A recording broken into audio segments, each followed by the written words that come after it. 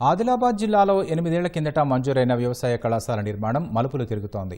2 ఏళ్ల కింద తరగతులు ప్రారంభమైనప్పటికీ పక్కా భవన సముదాయానికి ఇంకా నోచుకోలేదు. భవన సముదాయం మంజూరైంది ఒకచోట అయితే నిర్మాణం మరోచోట చేపట్టడం విస్మయానికి గురిచేస్తోంది.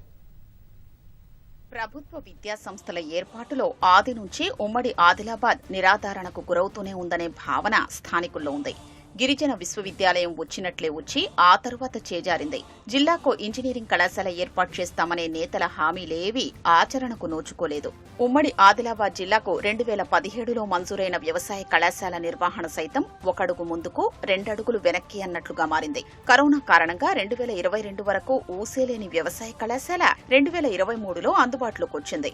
పక్కా భవన సముదాయం లేనందున ఆదిలాబాద్లోని వ్యవసాయ పరిశోధనా స్థానం పరిధిలో 60 సీట్లతో కళాశాల కొనసాగుతోంది.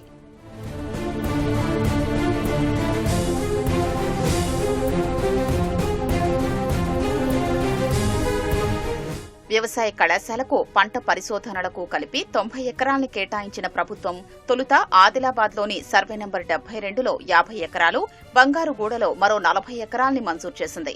2 వేర్వేరు ప్రాంతాలు కావడంతో ఆ ప్రతిపాదన మరుగున పడింది. ఈలోగా 2023లో వ్యవసాయ కళాశాలను తాత్కాలిక ప్రాతిపదికన ఆదిలాబాద్లోని వ్యవసాయ పరిశోధనా స్థానంలో ఏర్పాటు చేశారు. ఆ తర్వాత జైనద్ మండలం మేడిగూడలో 50 ఎకరాలు, పక్కనే మాంగూర్లలో 40 ఎకరాల్ని ప్రభుత్వం కేటాయించింది. కానీ స్థల మార్పిడి జరగలేదు. మేడిగూడ కేంద్రంగా 26,8 లక్షలతో మంజూరైన కళాశాల భవన సముదాయాన్ని ఆదిలాబాద్ వ్యవసాయ పరిశోధనా స్థానం ఆవరణలోనే నిర్మించడం ఆశ్చర్యానికి గురిచేస్తోంది. కనీసం ప్రజా ప్రతినిధులకు కూడా అధికారులు సమాచారం ఇవ్వలేదు. సాతాల ఇరిగేషన్ ప్రాజెక్టుకి సేకరించిన భూమి నుంచి ఒక 90 ఎకరాల భూమిని మాకు ఇద్దామని ప్లాన్ చేసినారు. ఈ 90 ఎకరాల భూమిలో కూడా జైనాథ్ మండల తహసీల్దార్ గారి చేతుల మీదుగా 50 ఎకరాల భూమికి సంబంధించిన పంచనామా, పహానీలు ఇవన్నీ కూడా అయిపోయినాయి. సో 50 ఎకరాల భూమి మనకి ఇప్పుడు పేపర్లో వచ్చినప్పటికీ కూడా, పేపర్ మీద ఉన్నప్పటికీ కూడా సాగులో అయితే యూనివర్సిటీ తీసుకోలే. ఇంకొక 40 ఎకరాల భూమి ఏదైతే మాంగుల విలేజ్లలో వాళ్ళు ఇవ్వబోతున్నారో అది కూడా మనకు జిల్లా యంత్రాంగం ద్వారా మనకు ప్రొసీడింగ్ రూపంలో ఇంకా రాలేదు. ఇదంతా జరుగుతున్న క్రమంలో యూనివర్సిటీ ఏం చేసిందంటే కాలేజ్ యొక్క ప్రాధాన్యతను దృష్టిలో పెట్టుకొని మనం టౌన్లోనే ఈ కాలేజీని కట్టుకుంటే బాగుంటుంది, ఫ్యూచర్లో ఈ పిల్లలకు సంబంధించిన రీసెర్చ్ ఫార్మ్స్ కావచ్చు, స్టూడెంట్ ఫార్మ్స్ కావచ్చు, లేదా అగ్రికల్చర్ రీసెర్చ్ స్టేషన్లో జరుగుతున్న కొన్ని యాక్టివిటీస్ని మనం అక్కడికి తీసుకెళ్దామనే ఆలోచనలో యూనివర్సిటీ ఈ డిసిషన్ తీసుకుంది. ఇప్పటికే వ్యవసాయ పరిశోధనా స్థానం, కృషి విజ్ఞాన కేంద్రం చేపట్టే వ్యవసాయ పరిశోధనలకు ఆటంకాలు ఏర్పడుతున్నాయంటే అందులో వ్యవసాయ కళాశాల భవన నిర్మాణం చేపట్టడం విమర్శలకు తావిస్తోంది. ఉన్నతాధికారుల నిర్ణయం ప్రకారమే ఈ వ్యవహారం జరుగుతోందన్న అభిప్రాయం వ్యక్తమవుతోంది. వ్యవసాయ పరిశోధన స్థానం ఆదిలాబాద్ ఏరియా చూసినట్లయితే సుమారుగా 39 ఎకరాలు కల్టివేషన్ లో ఉండేది. సో మళ్ళీ ఈ కొత్తగా వ్యవసాయ కళాశాల ఆదిలాబాద్, ఈ వ్యవసాయ పరిశోధన స్థానం ఆదిలాబాద్ ప్రాంగణంలో ఏర్పాటైనంగా సుమారుగా 5 ఎకరాల వరకు ఈ కాలేజీకు కేటాయించడం జరిగింది.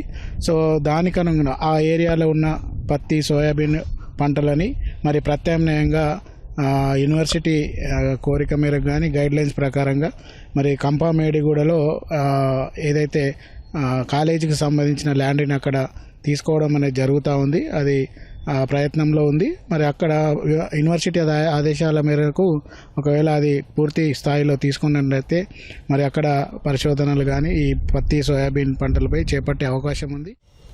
అధికారుల ఏకపక్ష నిర్ణయాలు, ప్రజాప్రతినిధుల పట్టింపు లేనితనం కారణంగా కోట్లాది రూపాయల విలువ చేసే వ్యవసాయ పరిశోధన స్థలానికి ఎసరు పడుతుంది. వ్యవసాయ కళాశాల మంజూరు ఒకచోట జరిగితే నిర్మాణం మరో చోట జరుగుతుంది. భవిష్యత్తులో వ్యవసాయ పరిశోధనలో విప్లవాత్మకమైన మార్పులు తీసుకురావాలంటే స్థలం లేదనుకుంటే దానికి బాధ్యులు ఎవరనేది ప్రశ్న ఉత్పన్నమవుతుంది. కెమెరామెన్ కిరణ్తో మణికేశ్వర్, ఈటీవీ న్యూస్, ఆదిలాబాద్.